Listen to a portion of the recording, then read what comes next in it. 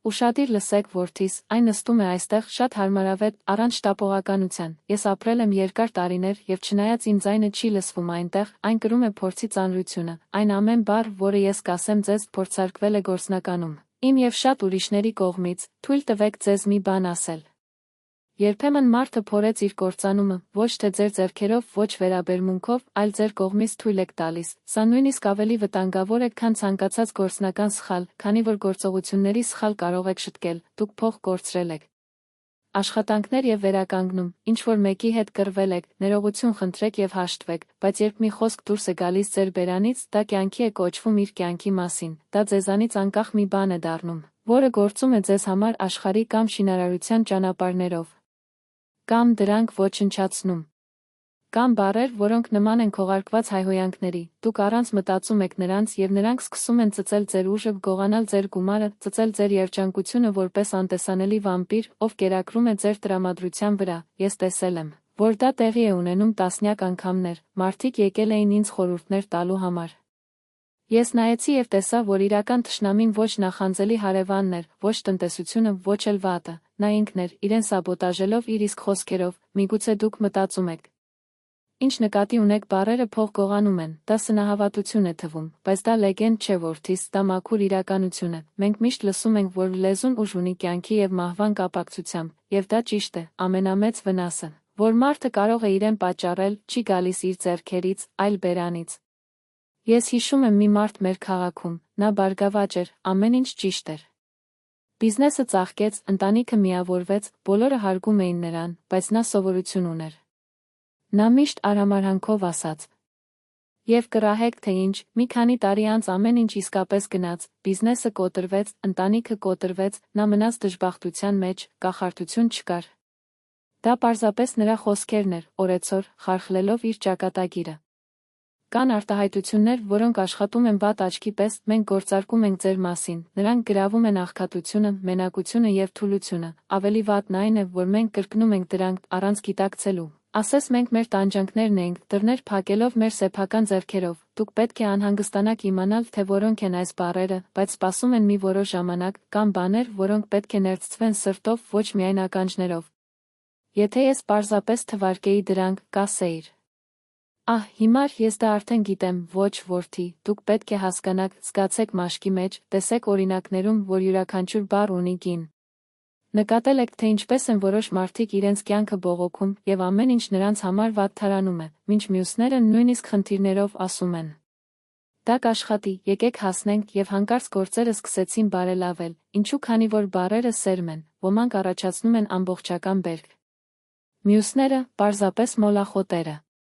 Ես ուզում եմ, որ դուք ուշադրություն դարձնեք այն, ինչ ես հիմա կասեմ, քանի որ ցույց կտամ, թե ինչ բառեր են գողանում ձեր գումարը և ձեր էներգիան, և ամենակարևորը ես ձեզ կսովորեցնեմ, թե ինչ անել, որպեսզի չթողնի նրանց դուրս գալ ձեր բերանից։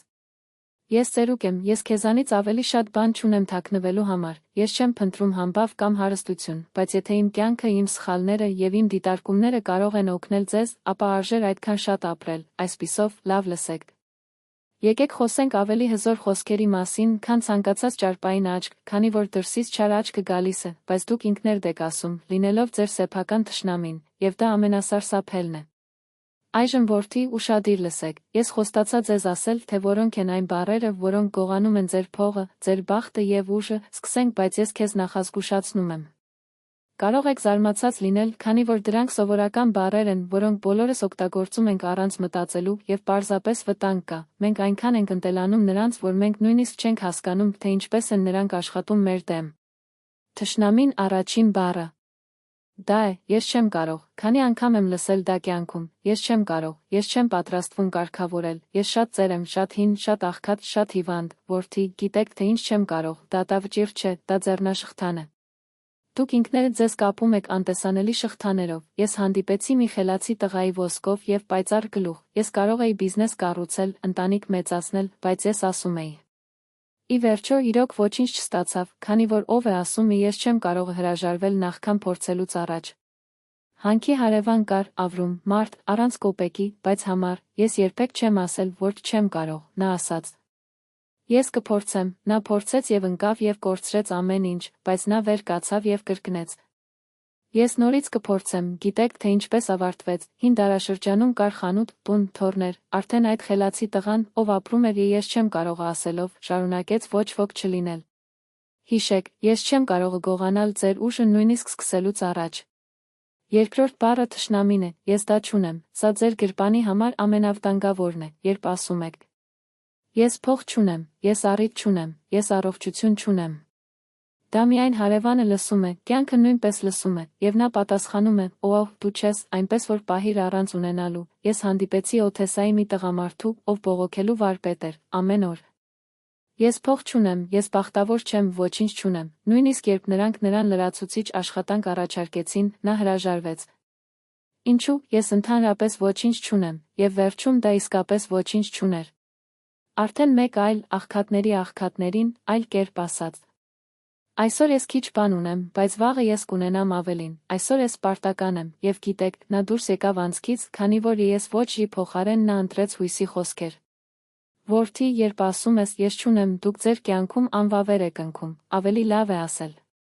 Դեռ դա չունեմ, բայց դա կկատարեմ, այս դեռ հնարավորությունների աշխարհում։ Թշնամին երրորդ բառը հետևյալն է, ես քեզ հաջողակ չեմ լինի, որքան ծանոթ է այս հնչյունները, այնպես չէ, մարդիկ սիրում են իրենց բախտը զրկել նույնիսկ նախքան փորձելուց առաջ, ես բախտավոր չեմ լինի, չեմ շահի, ինձ համար ոչ մի լավ բան չի պատահում։ Ես ձեզ պատմություն կասեմ, երբ նա երիտասարդ էր, նա սիրում էր շախմատ խաղալ տոնավաճառում, հին հրեա միշտ նստած էր սեղանի շուրջը և ասաց. Միգուցե ես չեմ շահում, բայց կփորձեմ, և հաճախ հաղթում է, մեկ այլ նստեց և սկսվեց. Համենայն դեպս, ես քեզ հաջողակ չեմ լինի, և ես իրականում չունեի, որովհետև երբ բախտն ես վտարում բառերով, այն իսկապես հեռանում է։ Նրանք ասում են.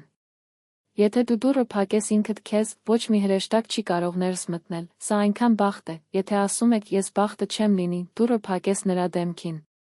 Կան այլ վտանգավոր բառեր։ Սա ինձ համար չէ, և դուք փակում եք հնարավորությունների համար, բոլորը վատն են, և առանց ընկերների, ես միշտ դժգոհ եմ և իր համար հավերժական պատիժ է ստորագրում։ Բառը նման է սերմի։ Բույսեր կիտրոնի, թթուբերք, բույսեր տնկեք, քաղեք քաղցր, ելույթով նույնն է, այն, ինչ դուք ցանում եք, այն հնձելու է։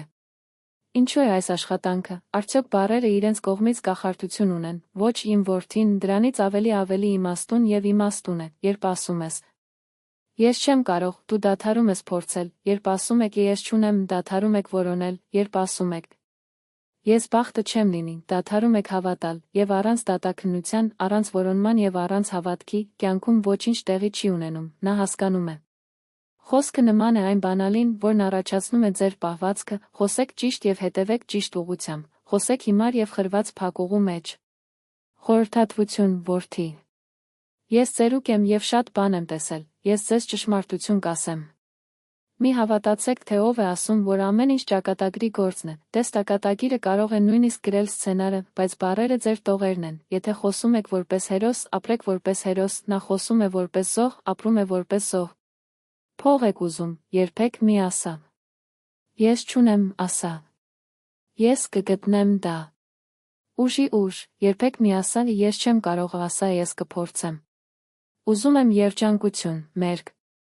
Նքը, նա ասում է, ես բախտավոր չեմ լինի, ասում են, բախտը իմ օգտին։ Թող ձեր խոսքերը հույս ունենան, ինչպես բաց դռները, ոչ թե որպես կողպեքի կողպեքներ։ Եվ հիմա, որդի, մենք հասնում ենք այս զրույցի ավարտին, ես խոսեցի մարդկանց փողերը, երջանկությունն ու ուժը գողացող բառերի մասին, թերևս, ինչպես լսել ես ինձ, հիշեցիր քո խոսքերը, միգուցե դուք այն կրկնելով ես չեմ կարող, չունեմ, չեմ աշխատի։ Գիտեք, թե որն է ամենավատը, այս բաները մեկ անգամ չասելը, ամենավատը դրանք կրկնում են, մինչև նրանք սովորություն չլինեն, և սովորությունը նման է գնացքի ուղու։ Եթե վագոնը սխալ ձևով դնում է, այն անցնում է ավելի ու ավելի, դեպի աղքատություն, թուլություն, դժբախտություն։ Բայց որդի, բարի լուր կա։